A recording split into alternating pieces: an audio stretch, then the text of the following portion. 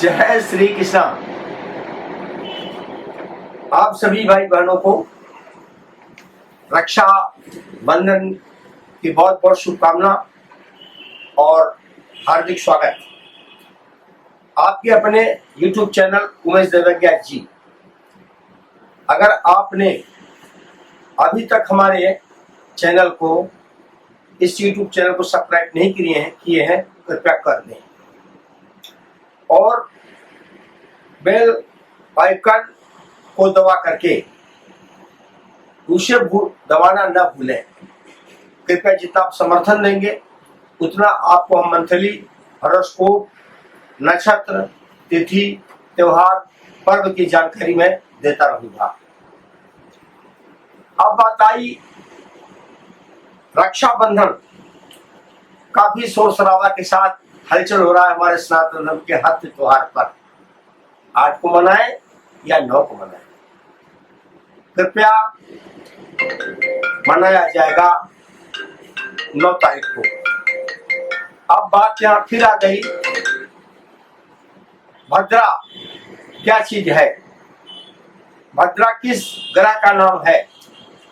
तो मेरा निवेदन है, भद्रा जो है सूर्य भगवान की पुत्री है। पहले भद्रा पैदा हुई थी, बाद में शनि महाराज का जन्म हुआ था। शनि की छोटी बहन, बड़ी बहन है। जिसमें सूर्य नारायण ने शनि को तो काम दे दिया, अपना रास्ता चलाना चालू कर दिया। ये कुंवारी कन्या थी। अब ये जगह कहां पाए, तो भगवान ने इसको जगह दिया स्वर्गलोक में। फिर हम लोग जहां रह रहे हैं इसे मृत्यु लोक भी कहते हैं, पृथ्वी लोक भी कहते हैं। यहां जगह दिया। तीसरा स्थान इनको दे दिया पाताल में। अब आप ध्यान दें कि भद्रा 3 तिथियों में, जिसे हम पूर्णा तिथि कहते हैं, पंचमी, दशमी और पूर्णमासी के दिन हमेशा यह जो है अपना प्रभाव दिखाती है। अब फिर निवेदन है कि भद्रा जब लगा रहे तब हमें क्या करना चाहिए और क्या नहीं करना चाहिए, इस पर विशेष का ध्यान दें आप। भद्रा अदृश्य काल का एक प्रकार से कलंकित ग्रह है। नारायण ये कृपा करें कि लाल टीका लाली होना चाहिए, काला ना हो। व्यक्ति के जीवन में ऐसा कोई वाणी न निकल जाए कि आप पछताना प्रारंभ करें। तो उसी प्रकार से भद्रा भी इतना विषाक्त है ये नारी, कृपया इसे त्यागा जाता है। कहाँ कहाँ पंडित जी? एक तो शुभ कार्य में, शुभ कार्य माने हो गया जैसे गृह प्रवेश, विवाह, रक्षाबंधन, यज्ञोपवीत संस्कार और नए घर में गृह प्रवेश के समय इसको टाल करके, इसको आक्षेपित करके तब आप यह कार्य करें। कृपया इसी दिन ब्राह्मण लोगों ने कह रहे हैं शनिवार को कि 9:70 से लेकर के 10:30 बजे तक रक्षाबंधन का प्रथम मुहूर्त है। इसको कृपया मैं खंडन कर रहा हूं, इसको मैं काट रहा हूं। निवेदन है, शुभ कार्य राहु काल में नहीं करना चाहिए। शनिवार को राहु काल 9 से लेकर के 10:30 बजे तक दिन में है, कृपया आप न करें। अब निवेदन है भद्रा काल का समय माने उस विपत्ति का समय 8 तारीख को रात्रि में 8:47 से भद्रा प्रारंभ हो जाएगा। भद्रा हमेशा 5 घंटा रहता है, 5 से 1 पल आगे नहीं जा सकता। ये मेरा आग्रह, निवेदन और जानकारी आपको दे रहा हूं।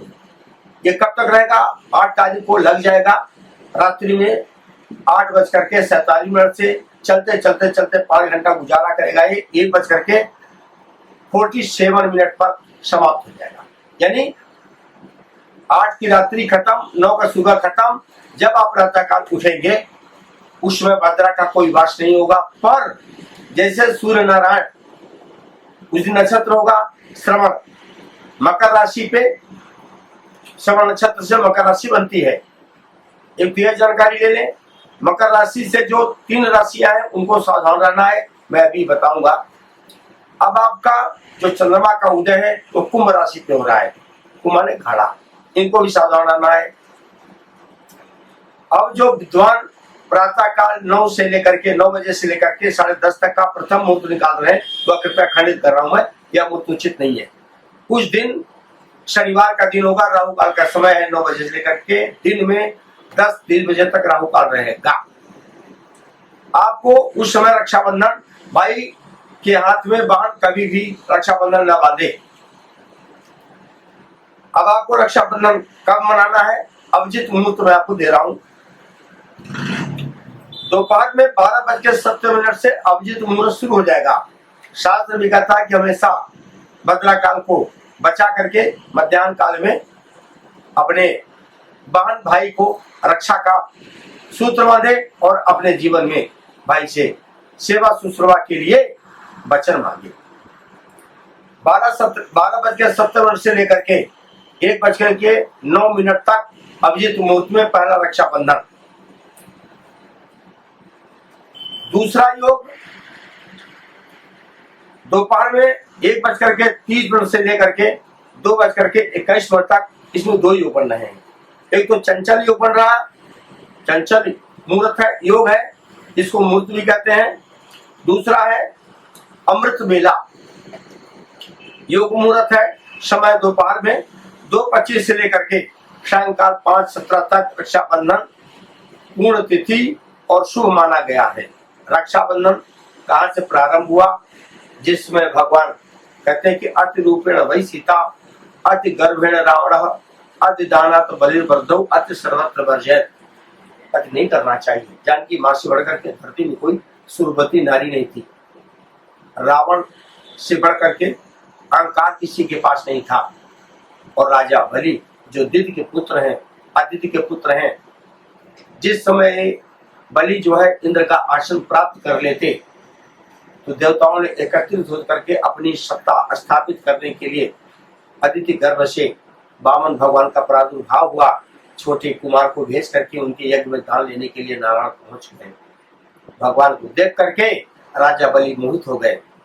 उसी से उनकी पुत्री ने श्राप देने के लिए तैयार हो गई, जिसमें भगवान ने बोला मुझे 3 पग भूमि चाहिए। जब पग ले लिए, लेने के बाद कोई जगह नहीं बचा, लेट गए। भगवान ने उनके हृदय पर अपना चरण रख दिया। कभी पुत्री अपने पिता का अपमान नहीं सह सकती। उस सभा में ऊपर कन्या बैठी थी, ऊपर कन्याएं होती थी, नीचे राज दरबार में दानदाता लेने देने वाले होते हैं। नीचे के लोग ऊपर को नहीं देख पाते, ऊपर वाले नीचे को देख रहे हैं। उनकी पुत्री ने देखा कि मेरे पिता के हृदय में यह बालक पैर रख दिया। उसने तत्काल श्राप देती, जाओ मैं श्राप देती हूँ, मेरे बच्चा होता तू मैं तेरे को सिंगिया घोल के पिला देती।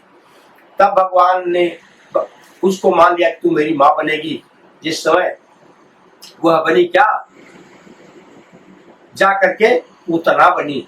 भगवान ने उसका दूध पिया, जहर लगा था, उसका प्राणांत हुआ, उसका स्वर्ग की प्राप्ति हुई। फिर भगवान ने क्या किया, राजा बलि को कलाई नारा लेकर के रक्षा सूत्र लेकर के उनके हाथ में बांधा। ए न बद्धो बलि राजा दानवेंद्रो महाबल तेन त्वाम प्रबदनामी रक्षे माचल माचल।